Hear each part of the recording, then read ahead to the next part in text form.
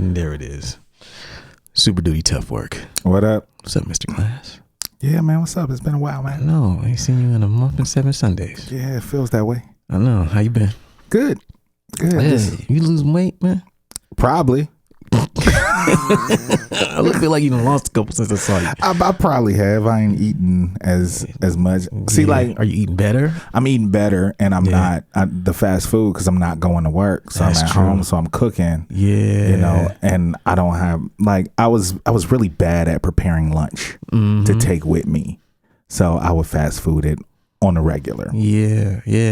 I was noticing you was picking up a few. Yeah, picking up a few, getting that freshman 20 at the job, and now that I'm at home and wifey's cooking, and you know what I'm saying, like things are more regular. Taya's still putting her foot in it. Oh yeah, she's killing it. You know, ain't no doubt about that.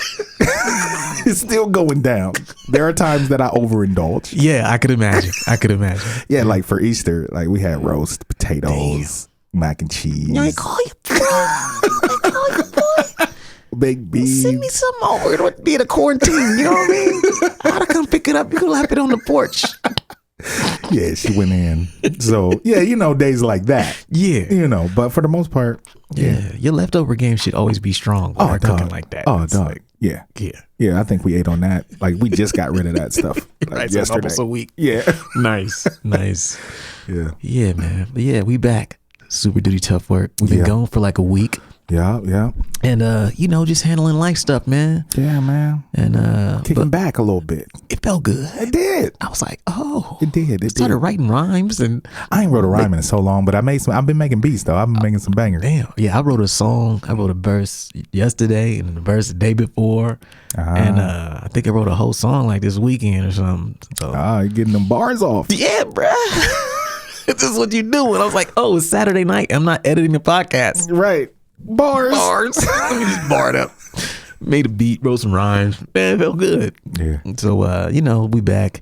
And this week we're going to talk about lessons. This is the OG episode, for all the youngins out there. If I only knew. Yeah.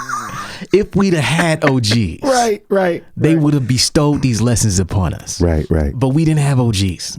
So we had to learn these 10 lessons the hard way. Yes. And these are lessons that whether you are, and if you're established, if you don't have an OG, you probably didn't learn these things. And so this episode, we're going to talk about 10 things that we wish we would have known when we first started that nobody told us. But we're going to share with y'all so y'all don't do the same dumb shit. Right. And we'll take a break and we'll be right back. Word. We got you stuck off the realness, the most infamous, you heard of us. Official podcast murderers, the show comes equipped with viewpoints to share. Grown man ideas for all those who care and wanna grow, so go ahead and download. Every single week with a brand new episode. You're not alone in this world, cousin, so we share information and honest discussion and keep repping the culture like we supposed to. They spread gossip, but they never come close to. I can hear it inside their tone. They talk about the industry but never left their home. You get laced up with bullet points and such, plus empowering topics that they never would touch. You can put your whole network against the team, but Super Duty Tough Work's the MVP. Most valuable podcast on MP3. Priceless info, but all of it's free. So take these words home and think them through. Super Duty Tough Work is coming at you. You are now listening to Super Duty Tough Work with your host, Blueprint. Raw and uncut. Adult conversations. No shucking, no jiving, and no bullshit.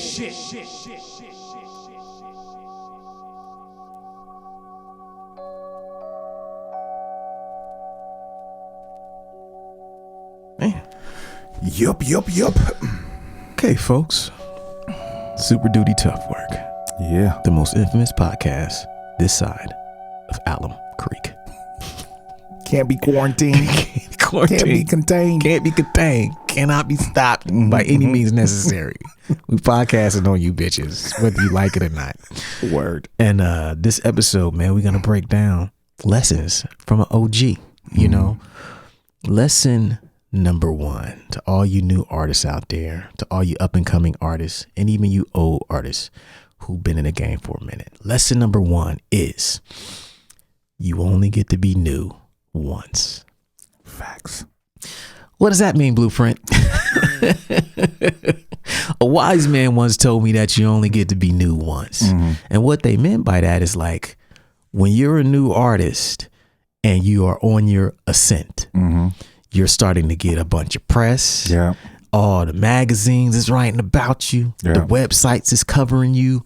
The message boards, the forums, everywhere you look, you're seeing positive press. Right. You're seeing retailers fucking with you. They're carrying you. So, oh yeah, we messed with him, or this site did a little bitch. You're the man, right? And as you're on your ascent, there is this naive belief. Oh, that is always gonna be like this. It's always gonna be like this. It ain't gonna never change. Right. You believe that when you're 10 years deep, it's gonna be exactly the same. Right. And nothing is further from the truth. Because somebody else is gonna be new. That's the problem. There's somebody else. Somebody else. Somebody else. It's not a knock against you. Right. It's just how the game works. Right.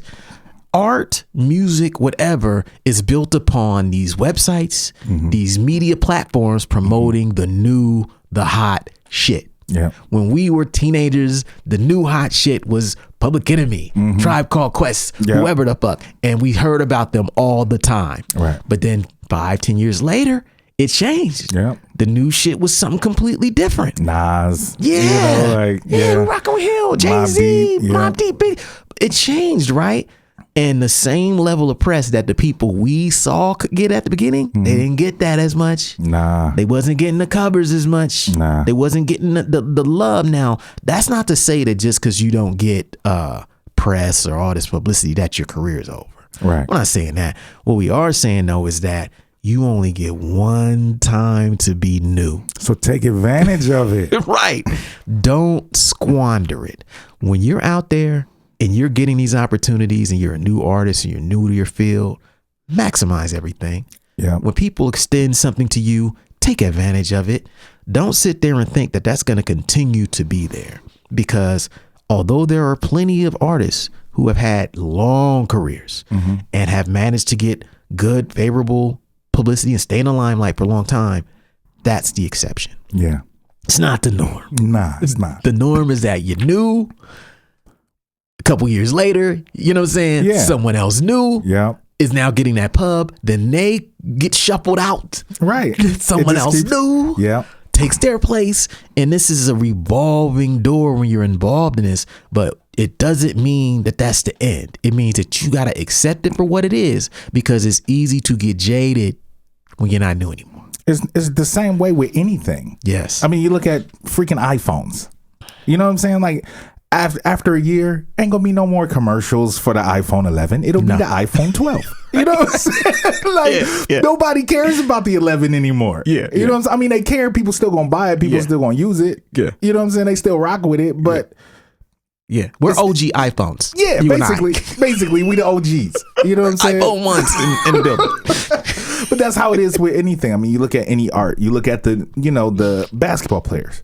You know what I'm saying? Like, everybody talking about Zion now. Yeah. You know, LeBron getting, he's getting a little long in the tooth. You know what I'm saying? So they talking about Zion now. They talking about Trae Young. They talking about, you know what I'm saying, all these new people. And when Kobe was in, and LeBron came in, they talking, you know what I mean? So it happens with everything. So it has nothing to do with your level of artistry. It has nothing to do with if you're still good or not. It's just the new shiny thing is always the most attractive thing. It's true. It's like how it is. The new girl in school syndrome. Yep. You know, like all the girls, you know what they look like, but when that new joint come in, you be like, who's she? That's something special. Yeah. You be nudging your homie, man. Who that? Yeah. Oh man, she knew. Yeah. Okay, she look good. Everybody be doing this. Yeah. She look just like the other joints. Right. Just different. Right. You know, that's what being an artist is like, man. And we've had periods where, we would get jaded by some of this shit.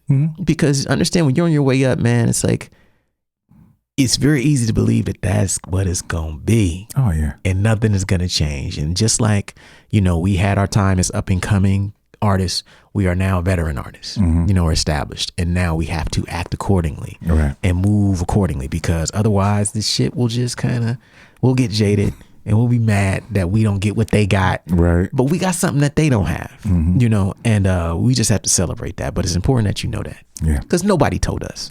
Nah. Thought it was going to be here. Yeah. This is it. Top of the world, Forever. Never leave it. Nah, it don't work like that, bro. Nah, not at all. Okay, lesson number 2 that I wish a OG would have told your boy from the beginning is that momentum is hard to gain, but easy to lose. Oh, so easy to lose. This is a deep one. So easy to lose. When you look at careers or anything that you're doing in life, you go through a period where you are working super duper hard. Harder than most of your peers to even try to make a name, to make people pay attention to what you do so that they can finally say, oh yeah, he's pretty good. Right. Then you're not done yet. Right. You're just at the beginning. So now you got a little momentum. So now you drop project after project after project, and it all has to be quality. Right.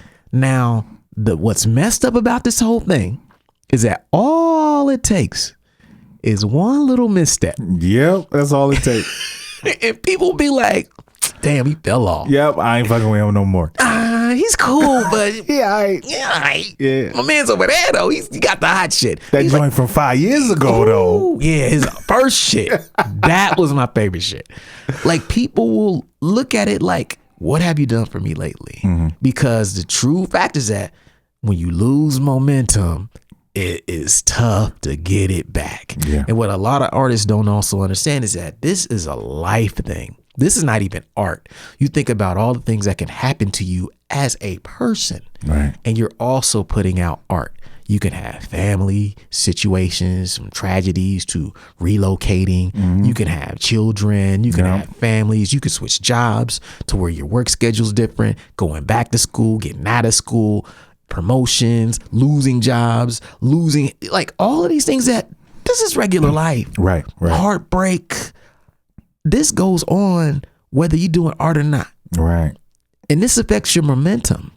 So what I tell people is, like, when you got the momentum, keep it. Yeah. Because you have no idea how difficult it is to build it up again when you're starting from nothing. Yeah, because it goes really good with the first one because you're only new once. Yes. You know what I'm saying? So people aren't as excited. Yeah. You know what I'm saying? If you got the momentum, you got to try to keep it up as much as possible, because if you go away for 10 years. Yeah. And then you come back, it's like, who the fuck is this? Yeah. You know what I'm saying? Like, this is this that dude from 10 years ago? Like, what was you? Then you got to build the fan base again. Yep. You got to remind everybody why they liked you in the first place. You got to, it's a lot more work. And it's because you're not new. Yes. Then it's super hard right. to build all of that back up. Yeah. And the only, there are exceptions to this, but they're just that, exceptions. Like an MF Doom, for example. Right. He had 2 careers. Right. Right. He had the whole, Zev Love X part of KMD. Then he disappeared. Yeah. Came back with the mask on, and he got to be new again. Right. But KMD was not. They were done. Yeah. They were out of here. And because he got to be new again, he got to start something brand new, and that took off. Look at like a Sade. That's one of the rare artists who can be gone for D'Angelo. 10, 12 years. Yeah. The average artist can't do that. No. 99% of artists cannot be gone for 10, 12 years and come back at the same point they left. Yeah. But that's like we saying, but you best believe that if they can, it's because they did so much work right when they had the momentum that the game is like, whenever you ready, we here. Yeah, because you take a Sade, you take a D'Angelo, everything is classic. Yes. There's no stone unturned. So you know that in that 10-year process, whatever you drop, I'm copping it. Right. You know what I'm saying? Whatever, like, there's no D'Angelo record that I don't like front to back for the most part. You know what I'm saying? There's no Sade record that you can't bump. Come on. You know, it's like, so y'all get the passes. But there's not many artists that can do that. Yeah. I mean, there's really hardly any. Yeah.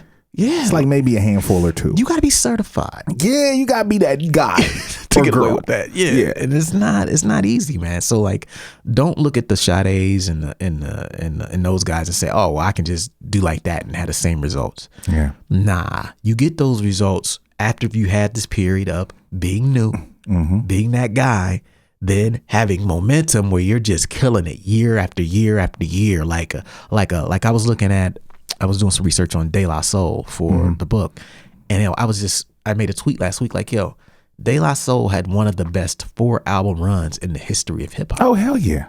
Like 4 albums in like, I think they dropped maybe 6 years or 7 years. Every one was critically acclaimed and a classic. Yeah. 5 mic albums. Yeah. All of their stuff was like out of here. Tribe's first 3. Yeah. Tribe's first 3. Same thing. They were on fire. Yes. Outkast first 4. Yep. Like, there's very rare groups who have like that 4 album run, but those groups get to come back whenever. Right, just come on. I mean, the Tribe album. Yeah. Like, how long had it been since the Tribe album? 15. At least 15, almost 20 years. Yeah. Dropped. Instant classic. Yeah, people were on it. Yeah. No one was tripping. Nope. Oh, we ain't fans no more. Nah.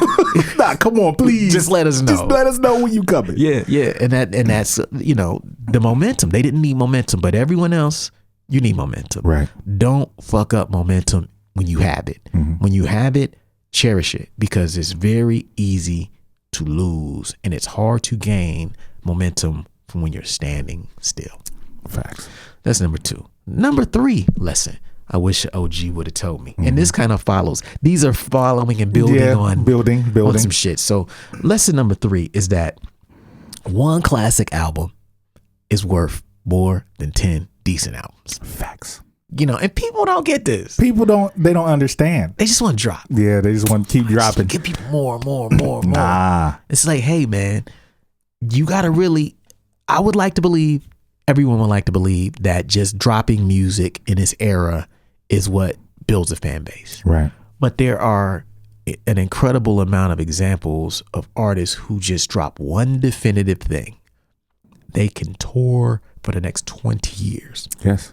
Off of that one fucking album. Yes. It'll be a cult classic. It won't even be no mainstream shit. Right. Underground classics look at like a Cannibal Ox. Right. They technically only had one album. One album. They can still tour right now. Yes. That was 2001. And there will be people there to show up. Yeah. Quoting the words. Yeah. Facts. I'm on 108 mics. We gonna be there. Yep. When they play Columbus a few years, me and you was there. We was there. We was there. Yep. I get live. I'm on 108 mics. Yep. 8 mics. Yep. If it's cracking, yeah, we was right there. Yep. Everybody in the crowd was singing along to every song on that album. Yes, sir. But they didn't have to drop 20 albums. Nah. In that amount of time, there are artists who dropped a bunch of albums and will still never eclipse that thing that they did. Yeah. And I say that to say this, like, it's easy to get caught up in the quantity race, where you're like, I just got to do more. But I think you'll find that if you start taking your time and putting your all into everything, then you'll start getting bigger results. Right. Things that when you aren't promoting them, people are promoting them for you. Yeah, because they still move, because they're so definitive that people have to talk about them. Like, there's certain artists today that drop records that are so good that even after the promotion is done, cats are still writing about it. Cats are because there's records that, like, on their anniversaries that get mad pub and press. Just because the albums are so definitive. You know what I'm saying? So yeah, that one classic is worth way more. Yeah. So strive to make that. I remember one time when I was on tour with Murs, we were talking about one hit wonders. I can't remember how this conversation came up, but everybody was clowning like Vanilla Ice, and, you know what I'm saying, Tone Loc and Young MC, all them one wonders name shit. They still eating off of that. Come on. Merce was like, I'd rather be a one hit wonder than a no hit wonder. Facts. You know what I mean? Because he's like, at least they did it once, and like you're saying, they still eating. Like 20 years later, 30 years later. I mean, when did Ice Ice Baby come out? Probably, I don't know, early 80s, right? Was it early 80s or late 80s? Probably early 90s. Yeah. Early 90s. But he's still eating off of that. Oh yeah. He's still spending that money. I mean, Hammer's still probably getting checks too. Come on, dog. Come on. Just from probably from commercials and stuff alone.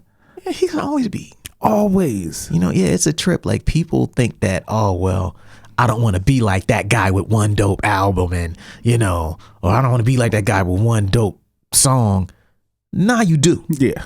You really do. You hope you can get. You hope and pray. You wish that you can become that dude. You be that guy. Yeah. Because I guarantee you, he walk in the room, you walk in the room. Who gonna get the most heads turning? Right. Him, bro. Yep. With his one hit and his one banging album. You know what I'm saying? Why you got 30 good ones? Yep. That's cool. But that's some other shit right there, man. Sometimes lightning in a bottle just happens. You just gotta ride that shit. You just gotta ride with it and ride until the wheels fall off. Yeah, artists have moments in time. And those guys are able to capture it and make it go. So like, strive to do that. Yeah. Strive to be in your lab so much that you can catch that lightning in a bottle when it hit, man. Don't just say, I'm just gonna give people a bunch of music if that's your thing. No, man. Make the dopest shit you can make at that moment and see what happens. Yeah. So that's number 3. Okay. We'll take a break. We'll be right back. Cool.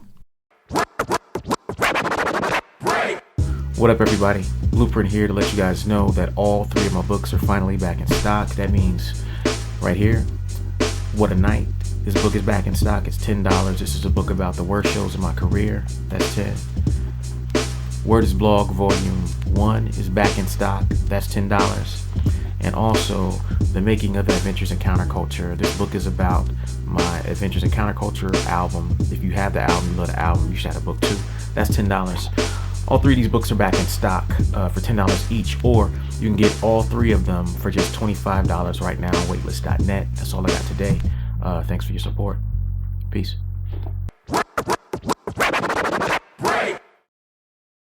All right, folks. Back in the building. Super Dute. Tough work. Lessons from your OGs, your uncles, Uncle Illogic, Uncle Printmatic. Letting y'all know what it is out here. You know, with these lessons, man, things we wish people would have told us. And we hope that you're getting something out of this. We hope you find this entertaining, and we hope you find it like inspiring as you go about your art in life. And so we got number 4, and this is one we learned, you know, just like every crew around us learned. Lesson number 4 that we learned, and we wish we would have known from the beginning, is that the bigger the crew, the harder it is to keep together. Oh, man. You started with a crew called Opium Prodigy. Yep. How many members was in that at some point? Like 90. No, seriously, it was probably like 20 of us, maybe. 20. I mean, I didn't even know everybody. Mad different schools. Yeah, mad different schools, just all over the place. You know, like I think there was one time that I remember that we all got together, and it was like for the Red, White, and Bolton. We went downtown. It was like the whole crew, and it was probably like 20, 30 of us, man. Crazy. Yeah. And how many records did Opium Prodigy put out? None. Right. Megahertz. How many members at certain points? A lot. 4, 5. 4. I feel like it might have been 4. Tage, Motor Mouth, Copy, Camus, RJ, Intellect, and I guess kinda. Yeah. So like, but think about that, and think about how like they technically had one, prior to the reunion album they put out maybe 4 or 5 years ago. They had one album that wasn't an album. Yeah, it wasn't even an album. It was a collection. Yeah, that someone else assembled. Yeah. A big crew. And it was classic too. Yes. They were so dope. So good. But they could not just sit down as a crew and make that record when they were at like their peak of a crew. I mean, the bigger the crew is, look at the Wu-Tang. Oh, yeah.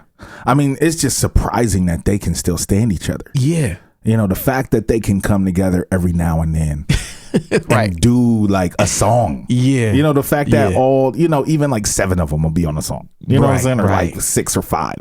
But yeah, like I'm just surprised that they are still friends and, you know, ain't killed each other yet. Yeah. I think there's something that people don't know. You're forming a crew. You're like, let's just get the biggest crew so we can be the strongest and the most talented. Yeah. And you're pulling people who have this. Oh, he's nice on the beats. This dude is the illest, you know, B-boy. This dude is just the muscle. Right. You know, this guy can rap. He can just freestyle. So you got this crazy crew.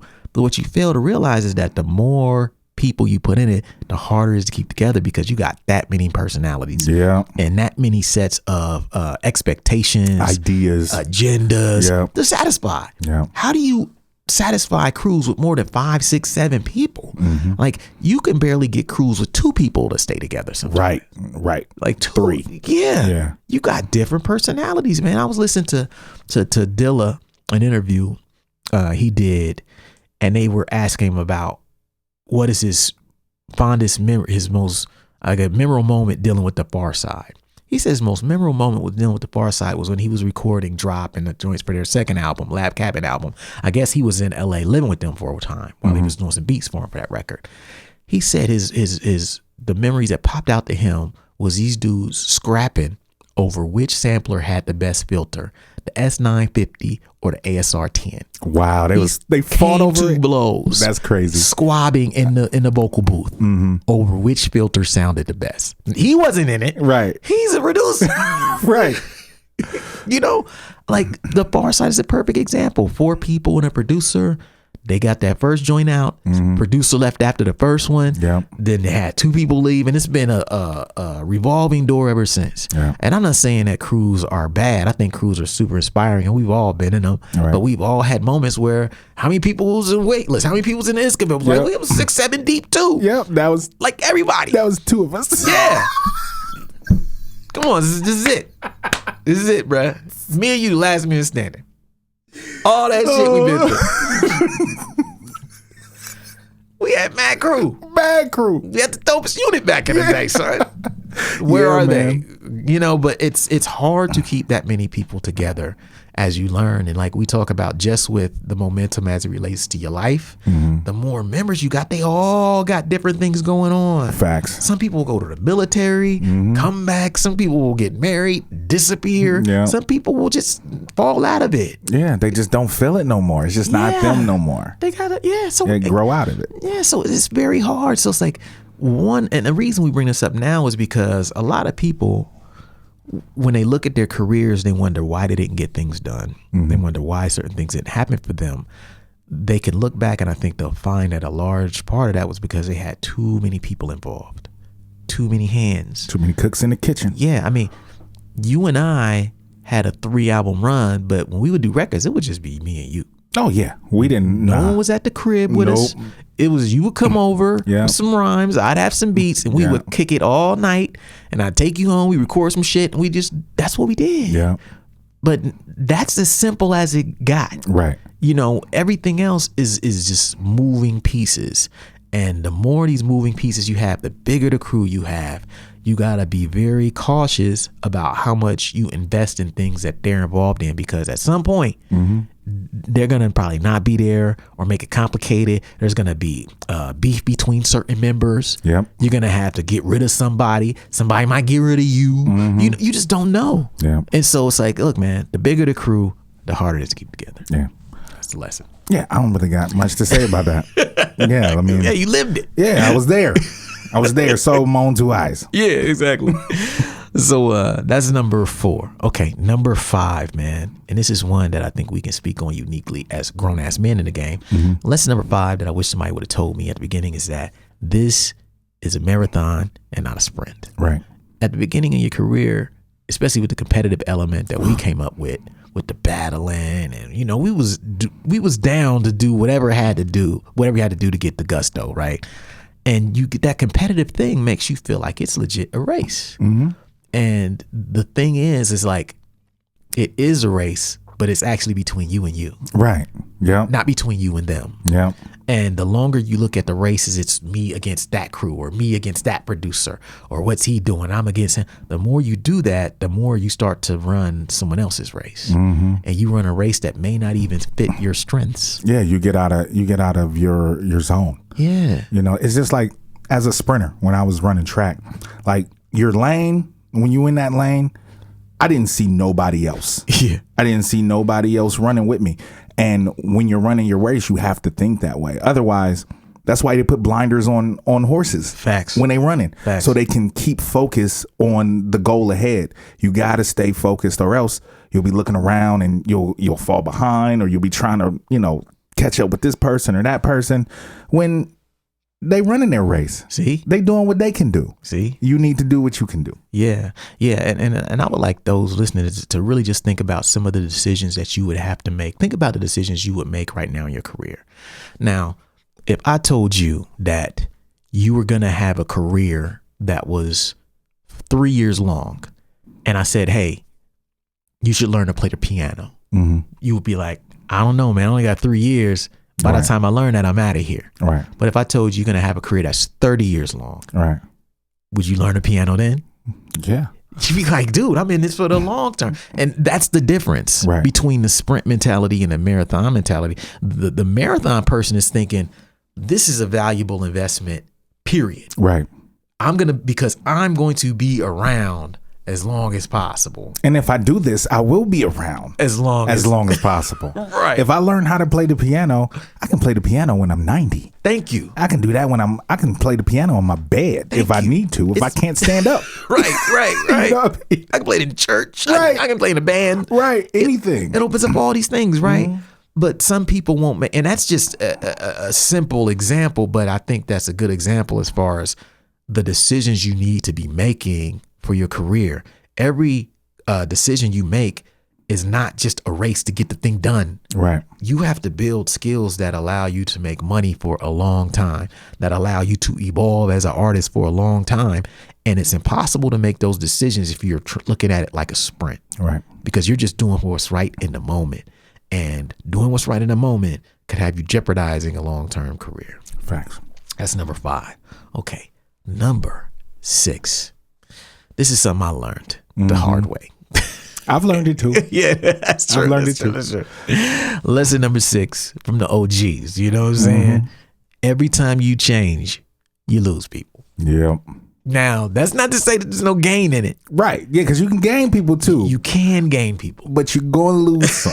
You're going to. Yeah, it's going to happen. Yeah. It's going to happen. Yeah, yeah. And I'll say this as an artist now. I think I've been a little lucky because early in my career, I was making records that didn't sound the same. So I look at the first few records I put out, The Weight Room was a production compilation, right? Right. Or really, because, the Greenhouse record, that was a group record. I was one of 3 MCs, I produced it. Then I put out a compilation, which was, had 2 solo songs and everybody else rapping over my beats. Way different than the first. Then it was Soul Position. Yeah. With just you rapping. Just me rapping and RJ on the beats. Then it was like chamber music. An instrumental record with no rapping for me on it. Now, I had periods where people were just like, what the fuck are you doing in here, man? Right. Especially after the Soul Position came out, because they were like, we expect you to rap now. That's your biggest thing. Why are you still putting out production records? Right. And then when I got to 1988, then everybody's like, okay, cool. Thank you for finally doing what you should have done 3 years ago. Right. But every time I changed, the people who expected a certain thing from me kind of tuned out. I would say a very similar thing happened with the Adventures in Counterculture record. Yeah. Certain people were expecting me to do the 1988 record again. When I did not, and I completely changed directions, I lost those people who expected that. Right. I'm not to say that they weren't still fans. It's just I didn't have material at that time that you know what I'm saying, that galvanized them, that made them rally around me to be excited enough to say, I'm gonna go to a show, I'm gonna go press play on this thing. Like they checked, okay, that's for me or it's not.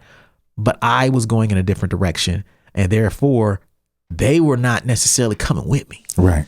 Yeah. Like you can't assume that every time you change, you bring in everybody with you. Yeah, you're gonna lose some. Yeah. And as artists, it's easy to get caught up in this because of our egos. Our egos tell us, this shit just hot as my last choice, son. It's even better.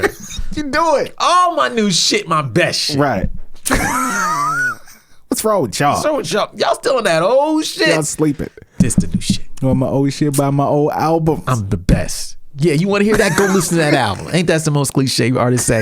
Oh, you want to hear that old shit? Go listen to the old shit. It's like our egos tell us all the time that we can just do whatever we want to do, but we don't look at ourselves like brands. Right. Like if you went to Pizza Hut and you order a pepperoni pizza and they gave you a hamburger, what would you say? Would you be happy with that? No, I was like, where the fuck my pizza at? This is Pizza Hut. Why you give me burgers? Yeah, I didn't come here for a fucking cheeseburger.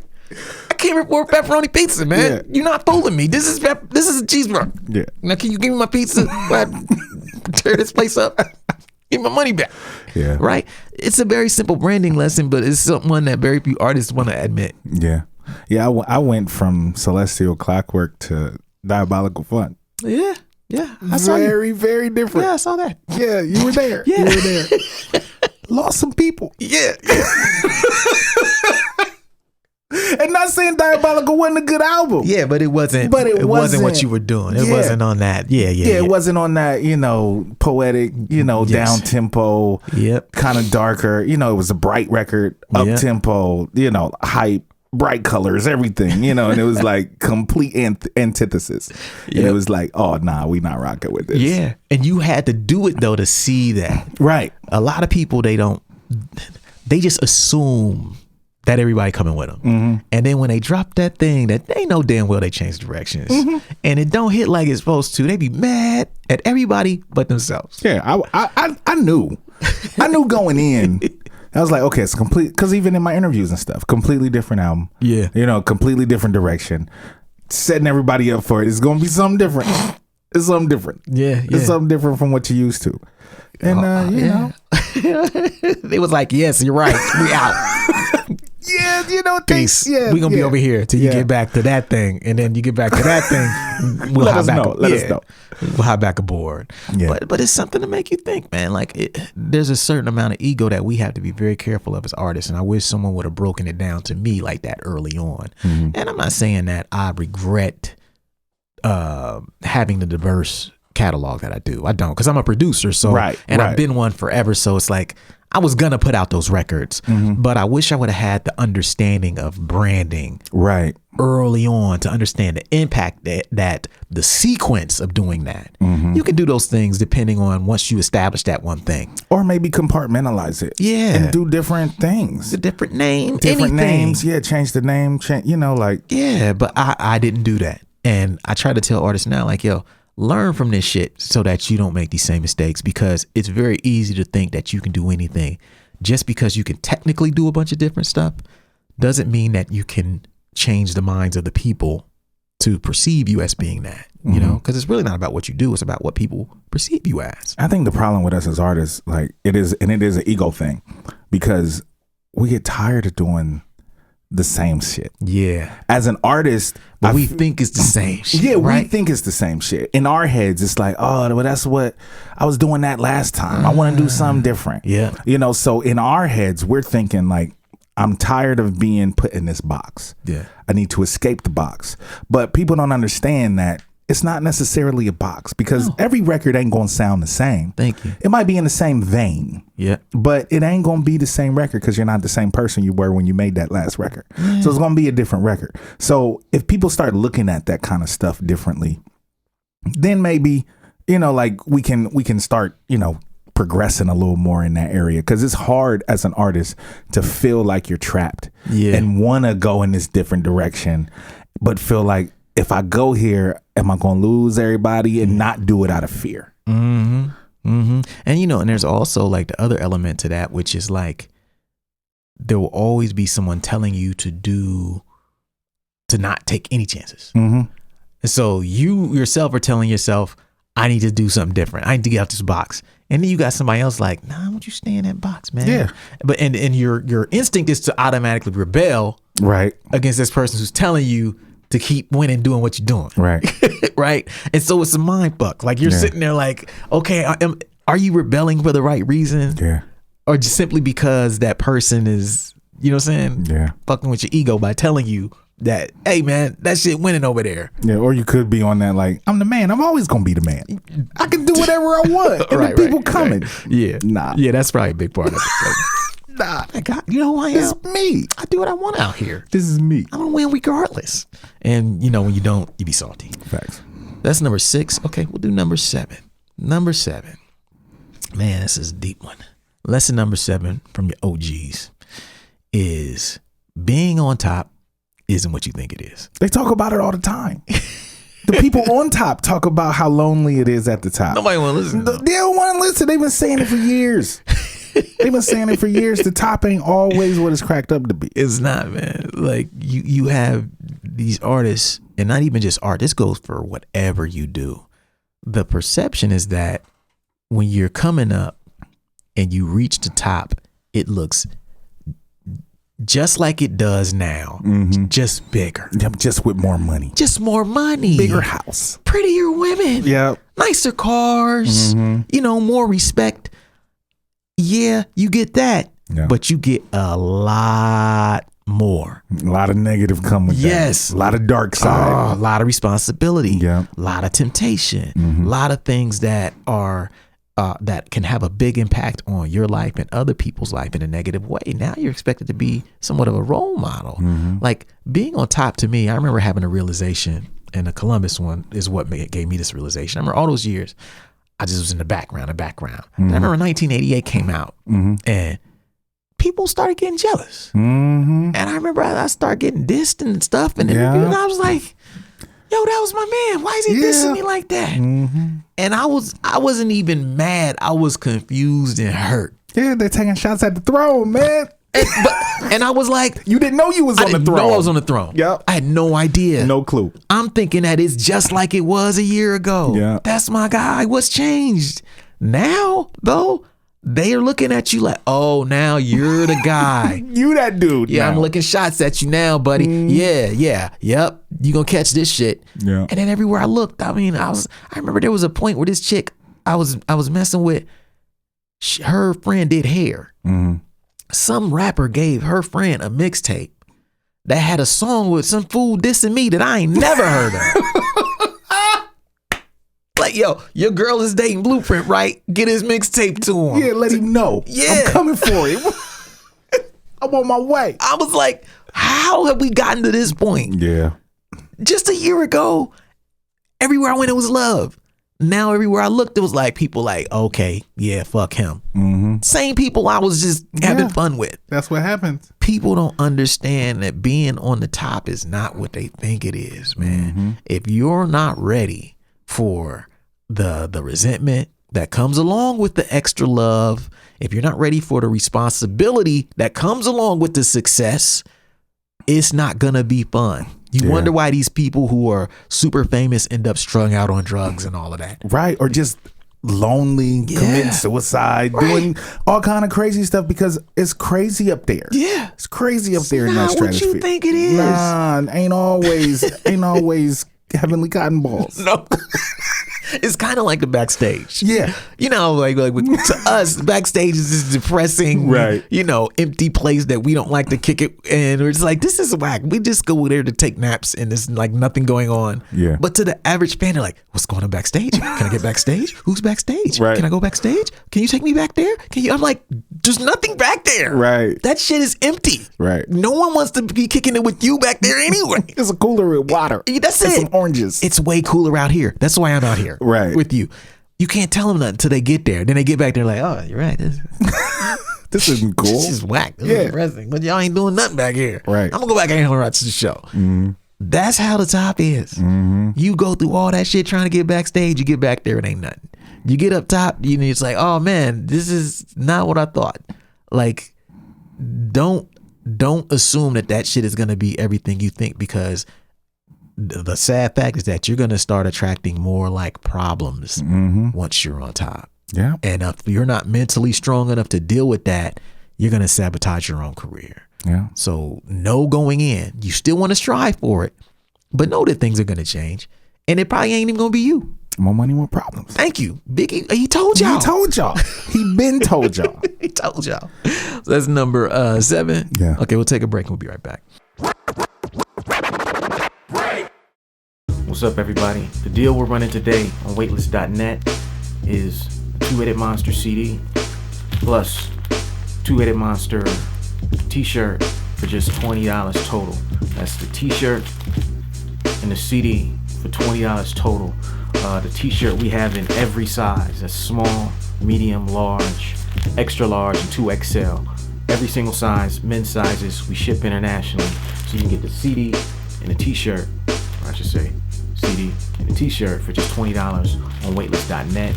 Go there right now and support the movement. Thank you. Peace.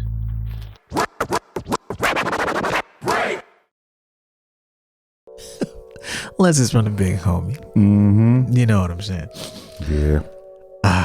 Super Dute. Tough work. We got 3 joints left.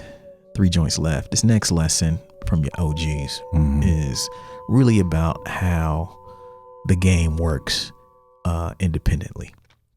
And lesson number 8 is that nobody owes you shit. Now, this is contrast to how corporate America works. Right. Because in corporate America, if I need a report and you're supposed to give me that report, but you don't give me that report, I can go to your boss. Yeah, we got a problem. Problem. You give me that report. Right. I ain't got to say nothing. Hey, Juwan didn't give me that report. Really? I'll send him an email. Hey, Juwan, could you send out that report? Yeah. Report's on my desk. That's not how it works in independent music art business. No. People work with you, and we talked about this briefly before, but people work with you out here because of self-interest. It doesn't matter. You could say, yo, I need that date at that venue. They don't have to give you that date. Nah. I need that Saturday, the big Saturday. I need that. Why? Who are you? Who are you? We're going to give it to the person who makes the most money. Right. I don't care if you're black, white, brown, yellow, orange, green, purple, tall, short, fat, skinny. We're going to give it to who can bring the most people in. That's based around value. And what people who come from the corporate space or the job space where it's all organized and there's clear hierarchies don't get is that's so different. You have to change your mentality because ultimately it's like, okay, well, it's not about guilting or shaming people into working with me.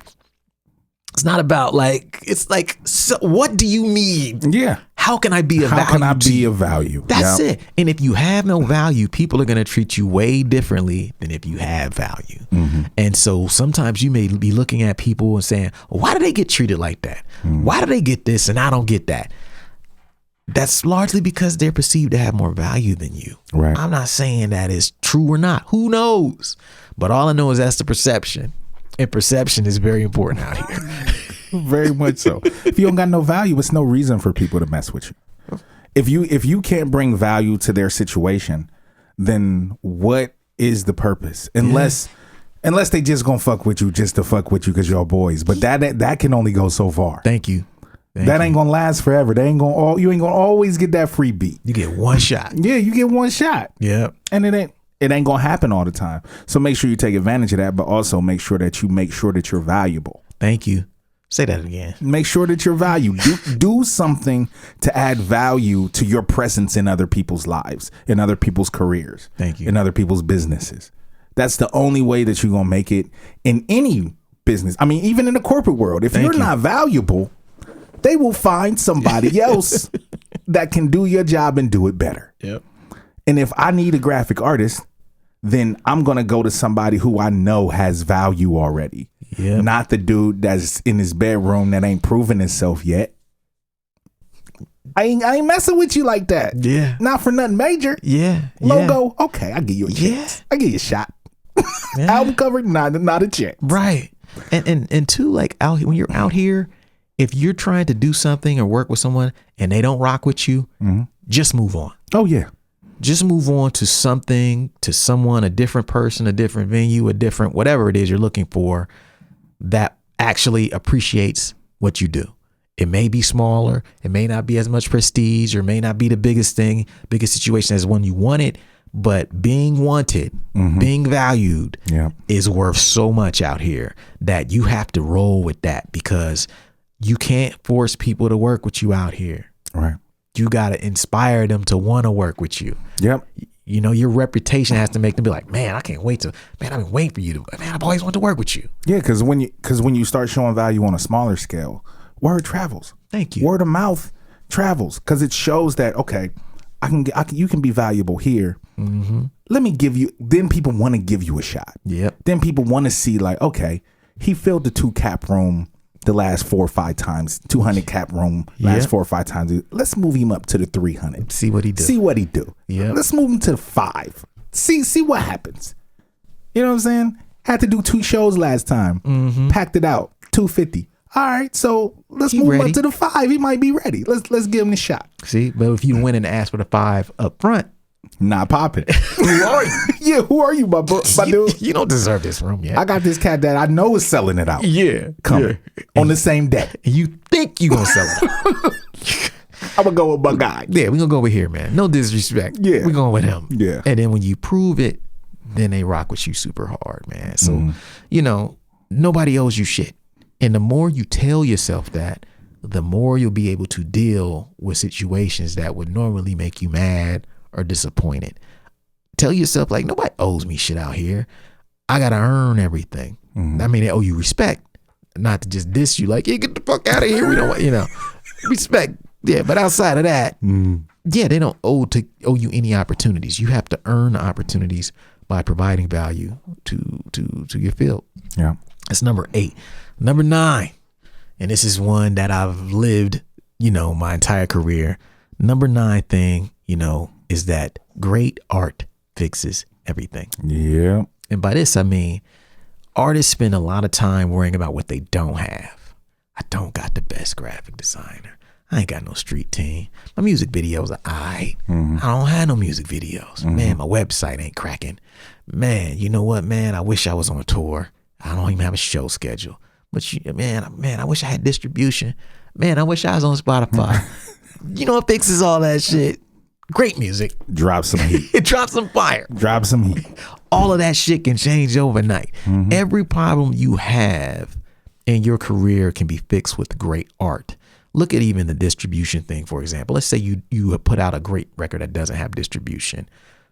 People's inability to find is going to help you get that record other places. All of a sudden, man, this isn't on this. Let me help you get this on here. Yeah. Hey, we're looking for you. Man, this record needs to be on this platform, or get it on Bandcamp, get it on Spotify.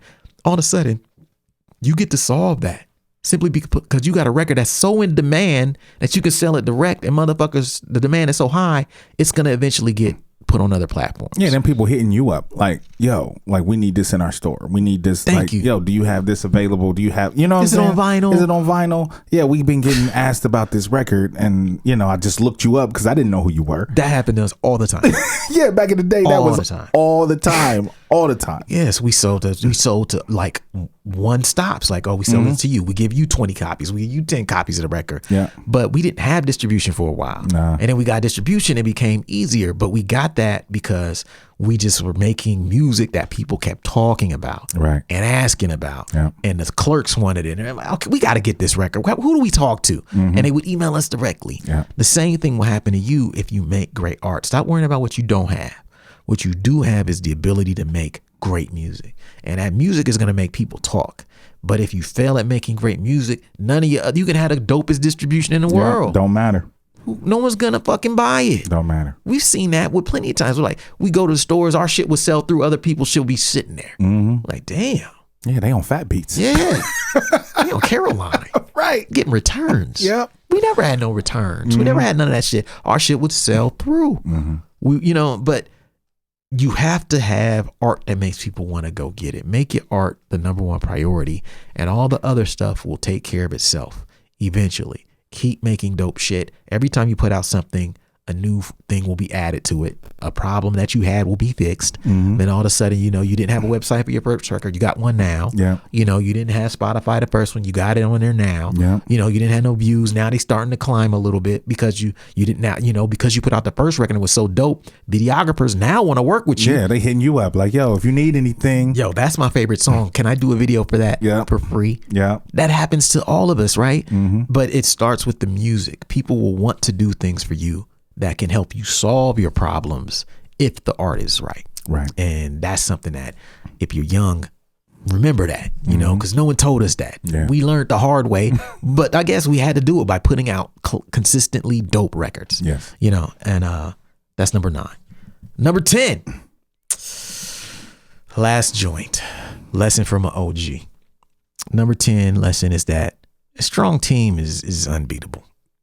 When you got a strong team that's moving like this, you know what I'm saying? The 5 fingers, when they come together like this and they moving in unison, that thing is hard to stop, man. Yes. Like, as many things as you may believe you can do on your own, and you may very well be able to do all of them pretty good, you want to try to assemble people around you who can help you get to the next level. Or assemble experts. Yeah. You want people that are better than you. If you can do everything you want people around you that can do one of the things that you can do all right. Yes. Very well. Yeah. And you just gathered and it's not like a crew. It's very different. Yes. A team is different. Yes. Because a team, for the most part, are employed. Yes, they're moving for one reason. Yeah. Not for themselves. Right. Not for him over there, but Right. not him. Yeah, a team. And yes, we hire people on our team. Yes. And sometimes you may have to pay people, but that doesn't mean you're going to go broke paying them. Some people just want to be paid fairly. Right. Proportional to how the project does. Right. You know, like but the team, man, you cannot do it alone. We've all had periods where we tried. We know that, but we all know that the periods where we had the biggest team behind us were the periods where we experienced the most growth.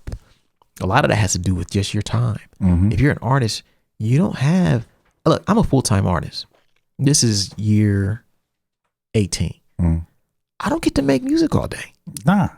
Yeah, work. You know me. Yeah. I wish I could make beats all day. Yeah. I wish I could write all day. I wish I could record all day. Maybe one day a week, I'll spend a whole day doing music, and I feel guilty because my other stuff is getting neglected. But it's not the norm. And so what you want to be doing is moving your life, moving your career to the point to where you can leverage as much as your time as possible. And you can't do that. You can't dedicate that time to art, which allows you to make great music that fixes everything, if you're busy fighting it out in the weeds. Right. Over the minute details of your career and promotion. Yeah. Find people, find a team, and invest in them from the beginning.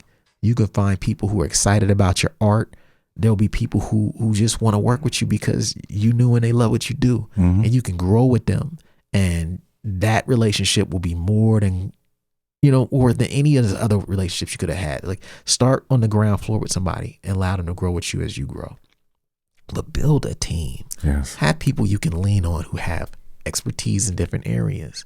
We've had people who were social media managers before. I've had guys, the graphic designers. We had, a graphic, like a manager who managed our other graphic designers at various points in Waitlist. We had like a guy, Mike Carney. He was basically a graphic designer, but he coordinated other graphic designers. That was his job in Waitlist. Like, we take the concept, we give it to you. Yep. You find somebody, you find people to do it. Thank you. Yep. And then you come back and then we get it done. Now we don't even have to worry about this. Now we know that everything we put out looks consistent and the brand is built off of that. We've had people on the team who we pay to help promote shows. We've talked about that many times on here. Instead of being like, okay, we're just going to expect y'all to come pass out these flyers for free. It was like, no, we're going to pay y'all 15% of the show's profit. And then if y'all want to come out and pass out these flyers with me on all these scheduled dates, you get 15% of what's made after the show.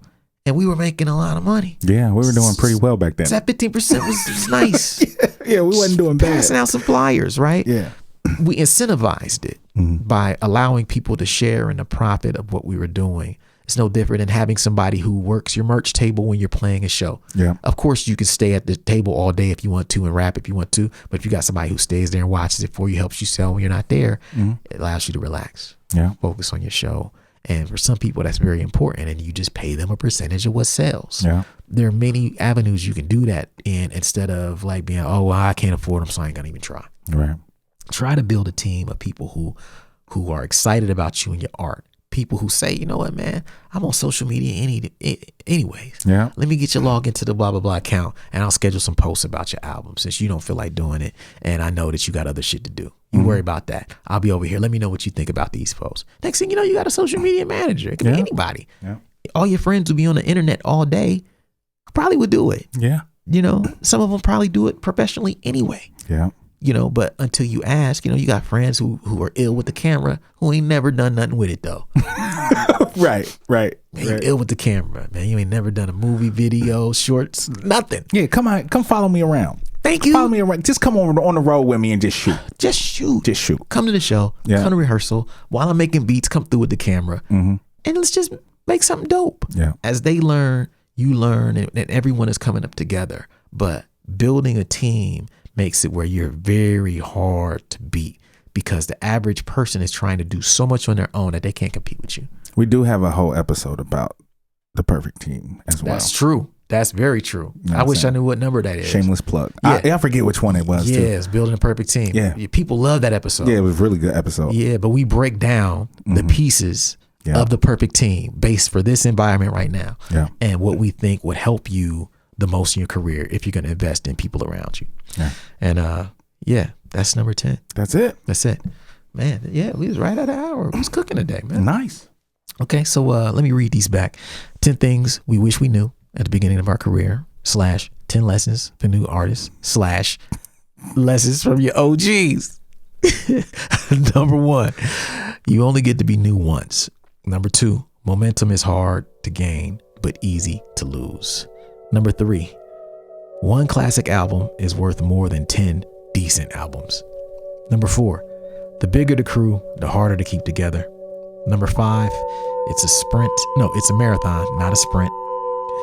Number 6, every time you change, you lose people. Number 7, being at the top isn't what you think it is. Number 8, nobody owes you shit. Number 9, great art or music fixes everything. And number 10, a strong team is unbeatable. Word. That's it. See y'all next week. Peace. Peace. Thank you for listening to Super Duty Tough Work. Subscribe to the podcast on iTunes. Follow the podcast on SoundCloud. Peace. Shoot, I got styles already that's more complex that nobody know about. I mean, super duty tough work.